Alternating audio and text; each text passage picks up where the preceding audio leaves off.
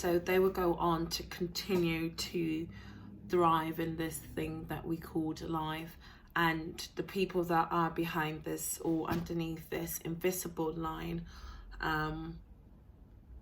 you can almost identify them as sleepwalking. And these beautiful distractions have been created for people underneath this invisible line, to distract them, of course, from the core, as we have been talking about in the podcast.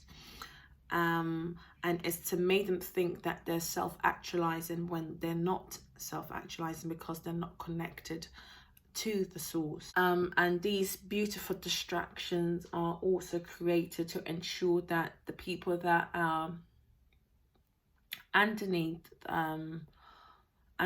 this invisible line will continue to sleep and never wake up to the reality of things.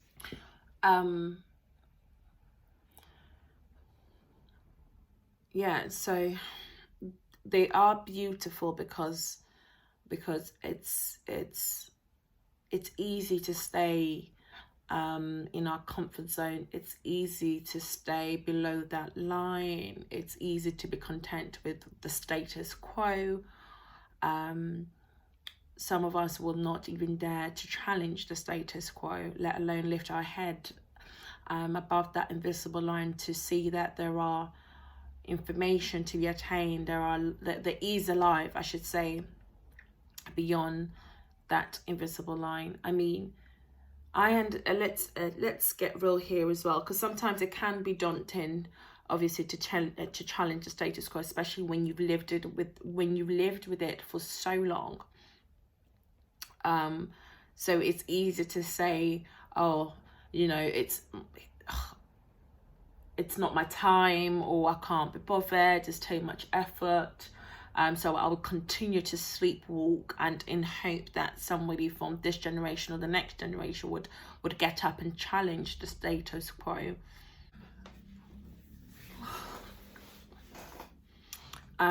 So I guess what I'm saying is that let us not be deceived any longer when it comes to understanding or the scope of what it means to be a Christian, or the understanding of what Christianity is all about. I guess what I'm asking all of us to do, especially in this generation, is that we owe to ourselves and the generation to come to really unfold and unravel what it means to be a Christian, and just undo what perhaps we have been told, the scary stories or the scary myths and traditions, or what we think the rules and regulations are, and really get to the bottom of things. Because listen, let me tell you something, I can bet you 98% of the time, 99% of the time, that the people that you feel have gone ahead of you, the kind of life they're living is based on the principles and the keys from the Bible. See, I'm watching this thing called Queen, I believe. I think, is it The Queen or Queen? No, The Crown, that's it. The Crown on Netflix. And I mean, I've always knew that, but it painted a very vivid picture for me that even in the country that we're living now, was based on the principles and the keys of the Bible. So if a whole country can be based on it, why can't your individual life be based on it? So yes, I would like to leave it here because I don't want it to make it too long. And share your thoughts with me. I want us to have this conversation, because this is what this platform is all about.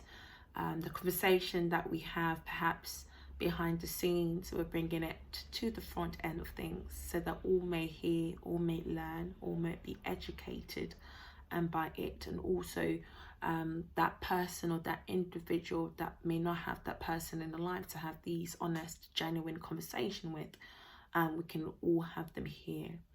So thank you so much for listening. I will sign out here, and I'll see you in my next episode.